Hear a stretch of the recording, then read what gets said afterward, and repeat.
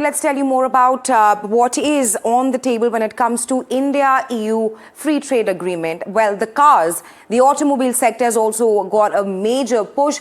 Let's now tell you cars which are likely to get cheaper. Number one, Mercedes-Benz.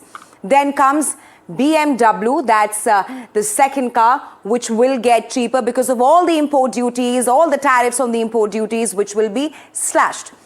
Apart from Audi, Volkswagen is the third Volkswagen is the third brand which will get cheaper. Then comes Porsche and Volvo. So Porsche and then Volvo. These are some of the high-end brands of the cars which will perhaps get cheaper because of the historic mother of all deals, the India-EU free trade agreement. And our next report giving you a deep dive into the automobile sectors and how it will impact this sector in a positive way. Take a look.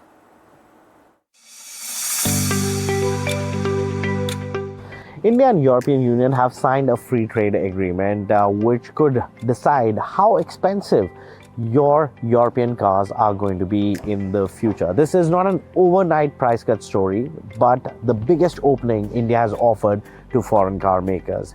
Here's what the FTA actually means. After years of negotiation, India has agreed to give European car makers unprecedented access to its tightly protected auto market. Under the proposed Indo-EU Free Trade Agreement, up to 250,000 European-made vehicles will be allowed into India at lower import duties over time. That number is more than 6 times higher than the quota India offered the UK under its trade deal. This move marks a major reset in trade relations between India and Europe, especially in the auto sector, which is traditionally been shielded by high tariffs. So how does it work in real terms? Who gets the benefit? When does it start? And why is it spread out in such a long period? Of the 250,000 vehicles allowed under reduced duties, around 160,000 are internal combustion engine cars. Their import duties will gradually fall, reaching as low as 10% within 5 years. The starting duty inside the quota will be around 30%. Much lower than today's rate of up to 110%. For electric vehicles, the story is slower. About 90,000 European EVs will qualify, but duty cuts will begin only after 10 years. This delay is designed to protect India's growing domestic EV industry. Even outside the quota, India has agreed to reduce import duties on European petrol and diesel cars to around 30 to 35% over a decade. This deal isn't one-sided, it's about access and leverage on both sides. European automakers like Volkswagen Group, Mercedes-Benz, Stellantis and Renault stand to benefit the most, especially for premium and performance models.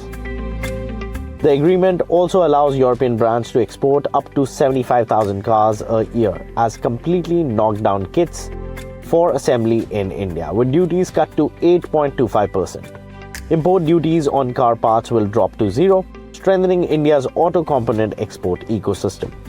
In return, the EU will offer Indian automakers including Mahindra, Tata Motors and Maruti Suzuki import concessions covering up to 625,000 vehicles, with Indian-made EV duties in Europe being phased out over time.